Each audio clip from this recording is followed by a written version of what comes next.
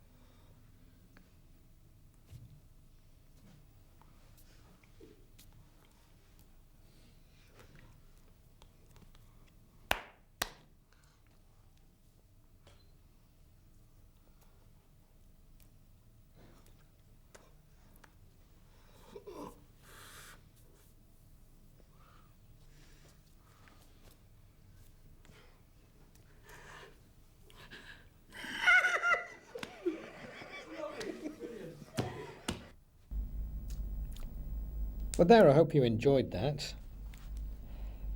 Now, don't worry if you didn't understand all of what you saw. I wouldn't expect you to.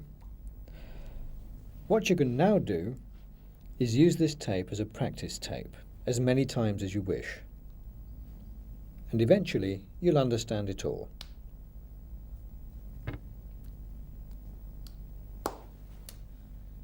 Now, occasionally in fingerspelling, you'll come up against what are known as contractions. For example, some deaf people, if they don't have a name sign, very often aren't known by their full names, but by their initials. This is perfectly normal and should be accepted at face value. You may well, however, come up against contractions for place names. Here are some of the more common ones. I went to school in Glasgow.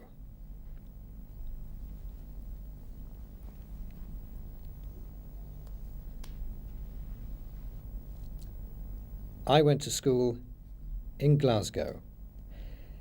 In this case, we have the G from the beginning and the W from the end. Glasgow. Okay, here's another one. My friend lives in Birmingham.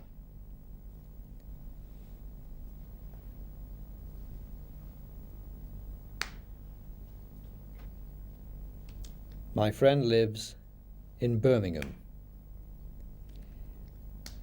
This is very similar to Glasgow. We take the B from the beginning and the M from the end to get Birmingham. I think Bristol is a beautiful place.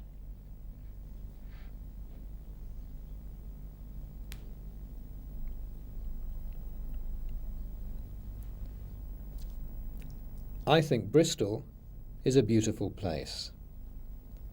The same again, the B from the beginning and the L from the end. Now, Glasgow isn't far from Edinburgh.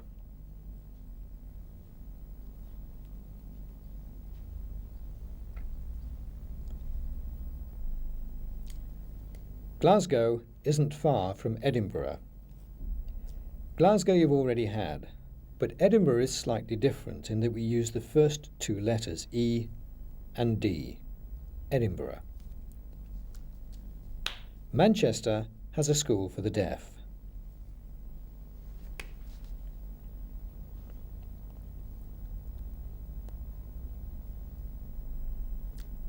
Manchester has a school for the deaf. This one is different again.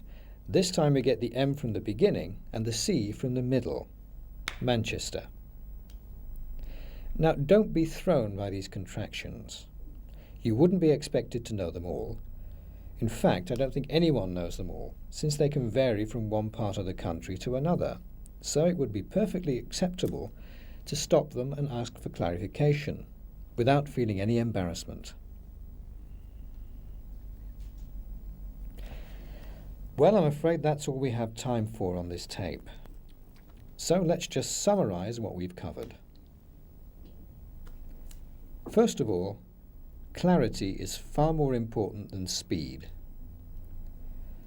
There's a right way and a wrong way to do every single letter. Try to produce each letter precisely and clearly. Speed comes much later and really isn't that important. Fluency is.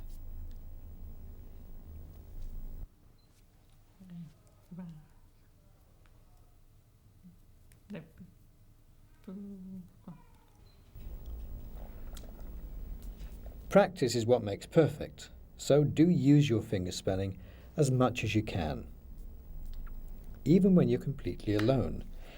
Indeed, this is probably the best time.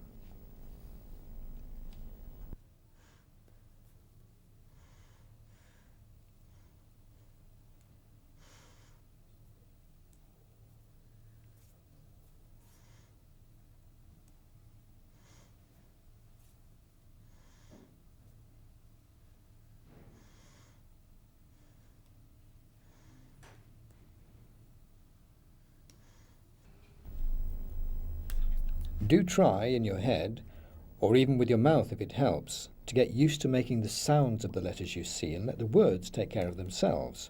So for P, say P. For S, say S. And for V, say V, and so on.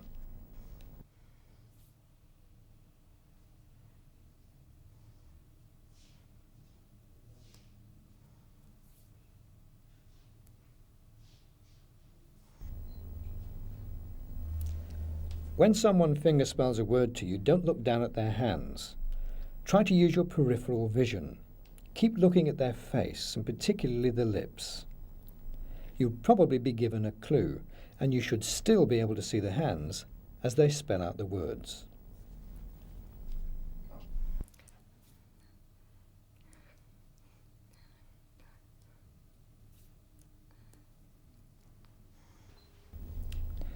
And finally, and possibly the most difficult, do try whenever possible to be mentally prepared for fingerspelled words from the context of the signed conversation.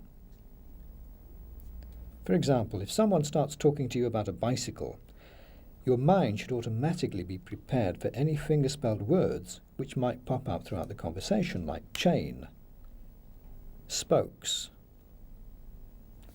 hub, and so on. Try this one.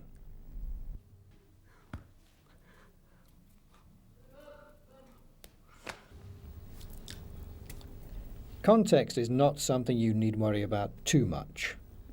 You just need to be aware of it, and one day you may be surprised to find that it all happens by itself, without you even thinking about it. This is also true of fingerspelling in general. One day you'll wonder what all the fuss was about, and you'll probably even start to enjoy it.